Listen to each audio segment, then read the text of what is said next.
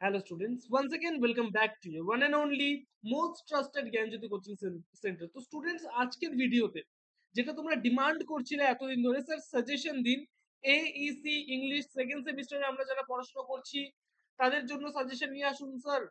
অনেকদিন ধরে তোমরা ডিমান্ড করছো এই ভিডিওটা। আজকে কিন্তু সেকেন্ড সেমিস্টারের এইসি ইংলিশের সেকেন্ড যে তোমাদের ইউনিটটা রয়েছে, ঠিক আছে, শর্ট স্টোরিজ যেগুলোর মধ্যে রয়েছে সেইখান থেকে কিন্তু আমি সাজেশন গুলো কিন্তু ধাপে ধাপে প্রোভাইড করব। আজকে এটা পার্ট নাম্বার 1।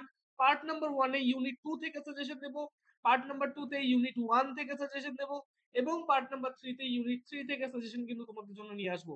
ধাপে ধাপে প্রত্যেকটা ক্লাস ভালো মতো করো, খুবই ইনফরমেটিভ ভিডিও হতে চলেছে, লাস্ট পর্যন্ত দেখবে, ঠিক আছে? চলো শুরু করা যাক। প্রথমে যেটা আমি নিয়ে আলোচনা করবো সেটা হচ্ছে old man at the bridge. Old man at the bridge, এই যে শর্ট স্টোরিটা আছে তোমাদের, এই শর্ট স্টোরিটা থেকে ইম্পর্টেন্ট, মোস্ট ইম্পর্টেন্ট 6টা কোয়েশ্চেন আমি কিন্তু দেবো। এই 6টা কোয়েশ্চেনের মধ্যে থেকে একটা কোয়েশ্চেন কমন আসবেই আসবে, কিন্তু আমি বলে দিচ্ছি।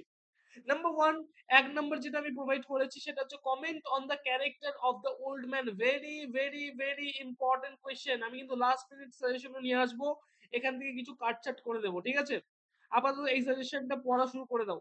Number 2, how does the soldier get influenced by the old man's words? ঠিক আছে? নাম্বার 2 সেকেন্ড কোয়েশ্চেনটা very very important. Number 3, how the word depicted throughout the text. Important রয়েছে, পড়বে ভালো মতো। Number 4, how does the story end, ending of the story old man of the bridge, very very important. Number 5, comment on the theme of the story. এই যে স্টোরিটা রয়েছে, short স্টোরিটা old man of the bridge, এই short স্টোরির যে theme রয়েছে সেই থিম সম্পর্কে আলোচনা করতে বলেছে। নেক্সট 6 নম্বর যে কোয়েশ্চেনটা আমি তোমাদের প্রোভাইড করেছি সেটা হচ্ছে what is the setting of the story. এই যে স্টোরিটা রয়েছে শর্ট স্টোরিটা, এই শর্ট স্টোরিটার সেটিংটা কি ছিল সেই সেটিং সম্পর্কে কিন্তু আলোচনা করতে বলেছে। নেক্সট যে শর্ট স্টোরি নিয়ে আলোচনা করব সেটা হচ্ছে how a client was saved by M K Gandhi, Mohandas Karamchand Gandhi, ঠিক আছে? এক নম্বর যেটা কোয়েশ্চেন রয়েছে সেটা হচ্ছে justify the title of the story, how a client was saved. এই যে টাইটেলটা রয়েছে এই টাইটেল সম্পর্কে তোমাদের লিখতে হবে, very very important question. Number 2, comment on the theme of the story. এই যে স্টোরিটা রয়েছে এই স্টোরির থিম সম্পর্কে আলোচনা করতে বলেছে। নেক্সট যেটা রয়েছে number 3, how was the client save. Gandhiji তার যে ক্লায়েন্ট, ঠিক আছে, রুস্তমজি, ঠিক আছে, সেই ক্লায়েন্টকে কিভাবে সেভ করেছিল সে তার সেই সম্বন্ধে কিন্তু আলোচনা করতে বলেছে, ইম্পর্টেন্ট রয়েছে। নেক্সট নাম্বার 4 যেটা রয়েছে, what is the greatest cause for, cause of shame হবে, হ্যাঁ ফর হয়ে গেছে এখানে by mistake. What is the greatest cause of shame to Parsi. ঠিক আছে, পার্সি রুস্তমজির জন্য শেম কিসে, লজ্জাজনক কি ব্যাপারটা ছিল সেটা সম্পর্কে আলোচনা করতে বলেছে, ঠিক আছে? এবং নাম্বার 5 যেটা রয়েছে, how did Gandhiji manage the attorney general two compromise the case. কিভাবে গান্ধীজি অ্যাটর্নি জেনারেলকে ম্যানেজ করেছিল কেসটা কম্প্রোমাইজ করার জন্য, সেই সম্পর্কে কিন্তু আলোচনা করতে বলেছে, ইম্পর্টেন্ট রয়েছে কোশ্চেনটা। এই 5টা কোশ্চেন কিন্তু how a client was saved থেকে কিন্তু দেওয়া হয়েছে, ইম্পর্টেন্ট রয়েছে। নেক্সট যে শর্ট স্টোরিটা নিয়ে আলোচনা করব, এই টেলিফোন কল, ঠিক আছে, এই টেলিফোন কল সম্পর্কে আলোচনা করব। Number 1, justify the title of the story a telephone call. এটা নিয়ে কিন্তু আলোচনা করতে বলেছে, ঠিক আছে? এই যে আ টেলিফোন কল, এই যে টাইটেলটা রয়েছে এই টাইটেলটা সম্পর্কে আলোচনা করতে বলেছে। একটা টিপ দিয়ে দিচ্ছি, পরীক্ষার সময় যখনই লিখবে, ঠিক আছে, যখনই লিখবে কোনো শর্ট স্টোরি যদি থাকে সেই শর্ট স্টোরির যে টাইটেলটা থাকবে উইদিন আন্ডার কোটেশন থাকবে, ঠিক আছে, উইদিন কোটেশন থাকবে, কোটেশনের ভিতরে কিন্তু লিখবে। যে কোনো শর্ট স্টোরি হোক, যে কোনো পোয়েম হোক, সেগুলোর টাইটেল যখনই অ্যান্সারের মধ্যে লিখবে সেগুলো কিন্তু কোটেশনের ভেতরে কিন্তু থাকবে। যখনই কোনো নোভেল লিখবে, ঠিক আছে, এপিক লিখবে, এপিকের টাইটেল, নোভেলের টাইটেল, তখন কিন্তু সেগুলো আন্ডারলাইন হবে, ঠিক আছে? এই যে ছোট ছোট জিনিস, এই সমস্ত জিনিস কিন্তু ম্যাটার করে।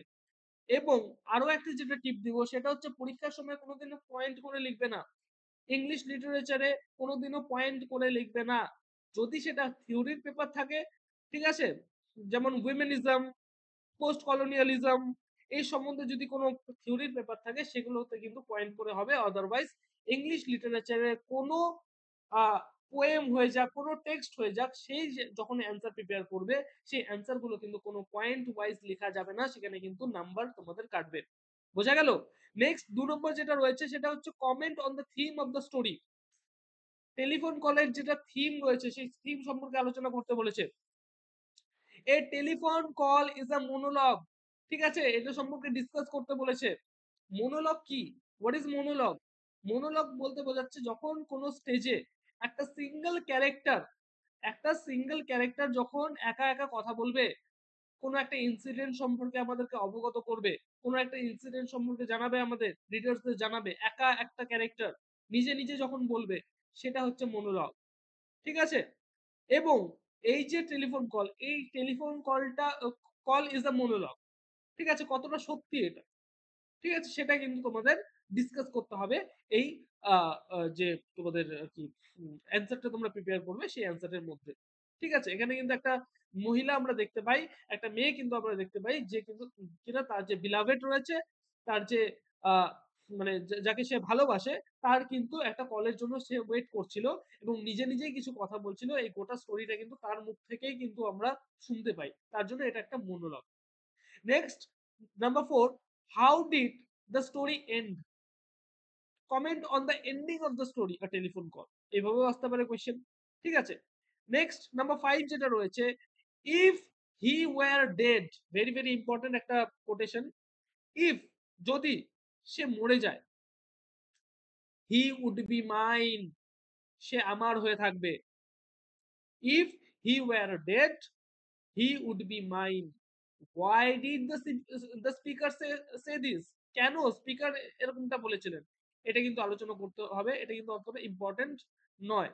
আমি লাস্ট মিনিট সাজেশনে বলে দেবো কোনটা কোনটা ইম্পর্টেন্ট পড়বেই আর কোনটা একটু হালকার উপর দিয়ে দেখে গেলে হবে। এটা কিন্তু হালকার উপর দিয়ে দেখে যাবে।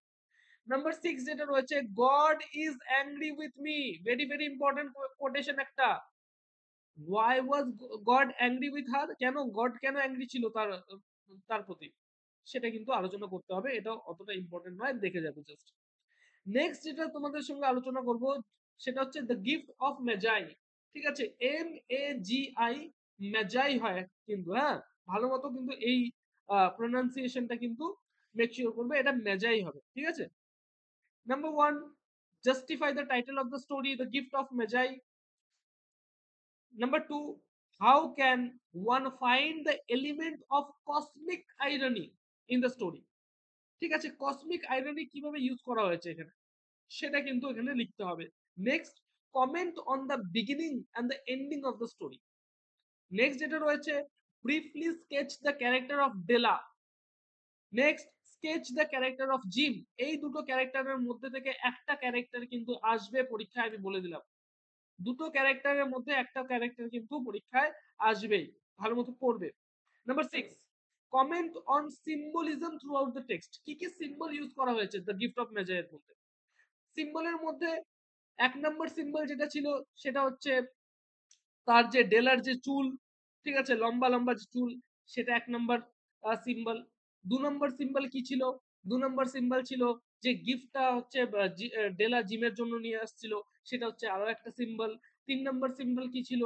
জিম যে গিফটটা ডেলার জন্য নিয়ে এসেছিল, ঠিক আছে, তার চুলের যে কম্ব নিয়ে এসেছিল একটা, সেটা কিন্তু 3 নম্বর সিম্বল। এই সমস্ত সিম্বল কিন্তু ইউজ করা হয়েছে এখানে। তো comment on the symbolism, very very important একটা কিন্তু নোট কোয়েশ্চেন। ঠিক আছে? নেক্সট নাম্বার 7 যেটা রয়েছে আজকে লাস্ট কোয়েশ্চেন, সেটা হচ্ছে how does the day of Christmas play a role throughout the text? কিভাবে ক্রিসমাস একটা ভাইটাল রোল প্লে করেছিল এই টেক্সটের মধ্যে, সেটাও কিন্তু তোমাদের আলোচনা করতে হবে। এই 7টা কোয়েশ্চেন কিন্তু আমি তোমাদের প্রোভাইড করলাম। এই 7টা কোয়েশ্চেনের মধ্যে দেখবে একটা কোয়েশ্চেন আসছে পরীক্ষায়। ঠিক আছে?